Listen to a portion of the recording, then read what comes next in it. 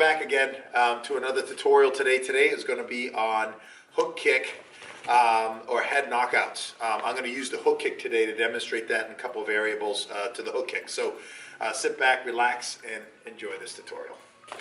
Oos. So for the hook kick, by the way, on a hook kick, it's not a swing kick, right? So when I do a hook kick, I don't swing my leg. There are variations to that. The hook kick that I throw is short and simple and easy. It literally comes out right before the target comes across, and then once you hit, you're done.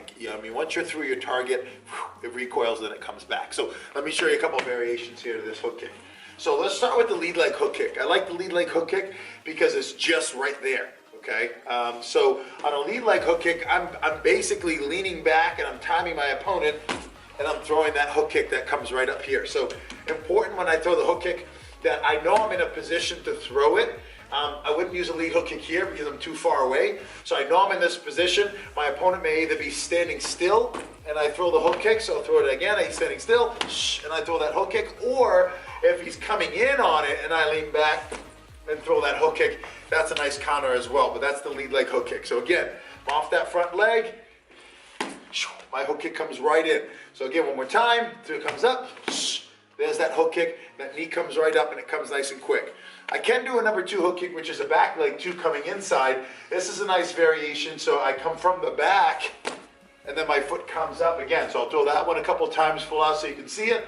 Throw it from the back, throw that hook kick right over. Again from the back, and throw it over, and one more, in position, and then hook kick. So let me throw that one again so you guys can see it from a different angle here. So I'm coming from the back, not swinging low. Again, knee comes right in the chamber right away, and then throwing that hook kick, okay? And again, I'm in the position, and throwing that hook kick right over, all right? Next is going to be a slide up hook kick. So that's if my opponent is moving back. He sees me transfer. By the way, there's 2 ways I can slide up. I can slide up and then kick, or I can slide and kick at the same time, which is what I prefer to do because it just puts everything together. So I'm using my front leg. He goes to move back. Foot comes in. Boom. Hook kick comes right up and over. Okay? So let's do that one. I'll do a slide up first so you can see it. So I go slide up. There's the hook kick. And again, I'm in position. Slide up. And the hook kick. And one more. I'm in position. Slide up and hook kick. Again, I'm in position. This one can be used too, like if I'm further back and I'm stationary, or if I'm really close and I'm backing up a lot and I'm going to walk right in. Exactly. So I'm going to play with the ranges, but either way it works. Sir. So again, I'm in position here. I'm going to slide up. The hook kick comes over. Again, slide up. And one more. I'm in position. Slide up. And hook kick. The key is chamber and control on that leg. Number 4 is going to be a spinning hook kick. This one, it's literally timing. Chances of me trying to use this kick. Not going to catch that one. I will go sleep through Trying to use this kick, I got to time it right. I don't like to spin a lot. Obviously, my back is vulnerable in a real fight, very dangerous. So this is not something you're not going to see in a real fight. I just like doing it for point fighting and to work on my timing and being able to time and hit my opponent. So when I'm in a position, the secret to this one is having a very tight spin. So I don't want to be wide, coming out wide on the spin. I want to keep my spin and my rotation nice and tight. So I'll do a couple of full out and speed for you. In position, and hook kick, and hook kicks, keeping it nice and tight, and hook. I'll go to the other side so you can see that again. So again, notice how I'm in control of my body. I'm not just swinging and not paying attention to where I am after the kick. So I'm in position here. Hook kick with control.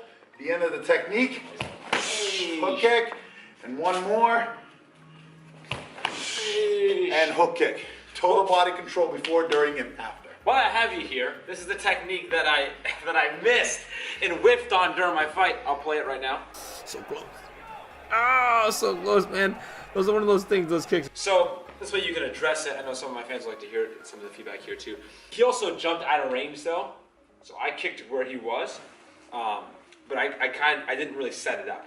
But I came right in here and I just stepped right in and went boom, and I whipped it. But he went whoa and jumped out of range. So what are some things that something I could have done to keep him in range to set the hook kick? You know, when you're fighting, it's different. Your adrenaline's pumping.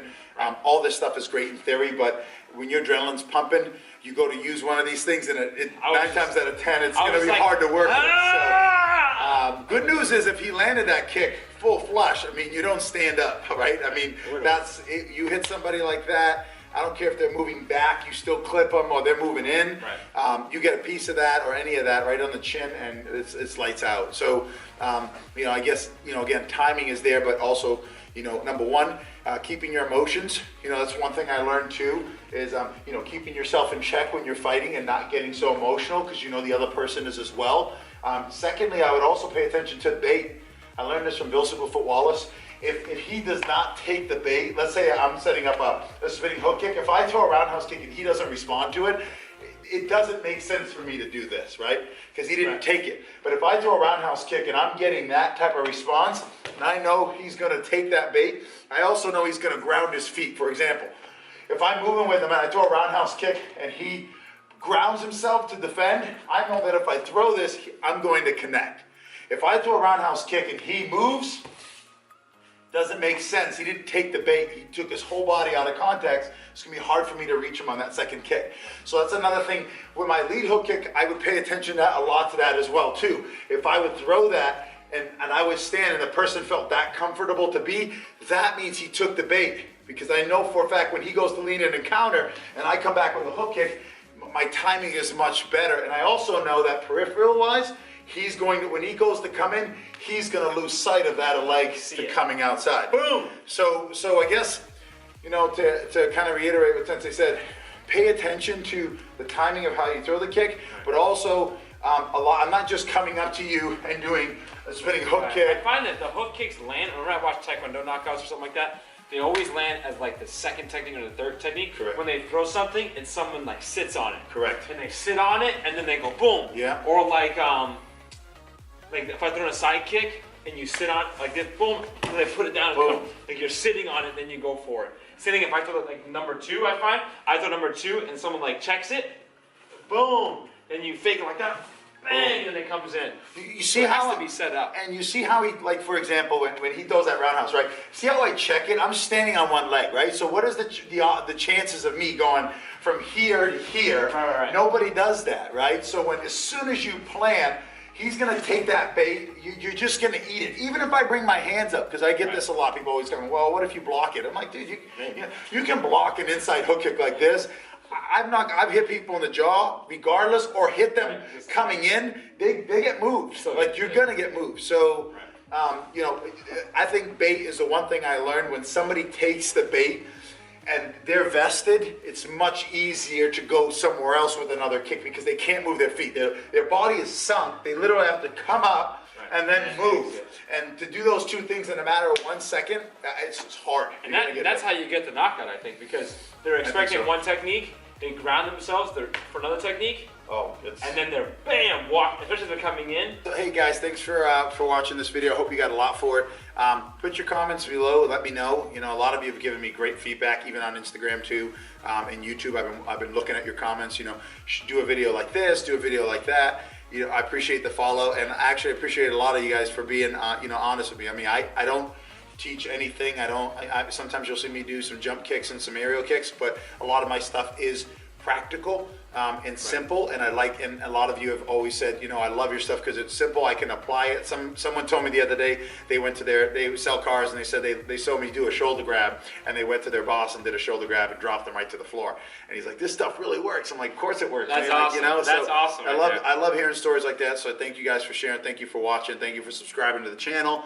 And there's gonna be some more stuff to follow with this man right here. Yes, I actually I'm gonna throw this in here too. I want to see, if we can do, especially when there's like a head kick or one of those things, is do a breakdown. Someone just sent me a direct message and asked me to do, have you ever thought about just doing like a commenting on a video? Yeah, we should do a just UFC breakdown, Yeah. or breakdown of techniques and what works and stuff like that. I think because I always end up doing it myself and I talk about other people. Did you see this, man? I always talk about it, like, you know, instructors or students, whatever. Oh man, see the way you said that? Because they always ask me, oh, like I know what happened. They don't really see it. But the Gracies do, especially when it comes. They do breakdowns when it comes to the submissions. They break down the submissions, so it'll be perfect. There's been so many knockouts right now. So many head kick, striking knockouts. This is exactly in our realm. So yeah, look forward to us doing. I don't think we should do a different channel. It's a possibility, but I'll ask that. But we should definitely do a video like UFC or Conor McGregor like knockout or head kick or this head kick.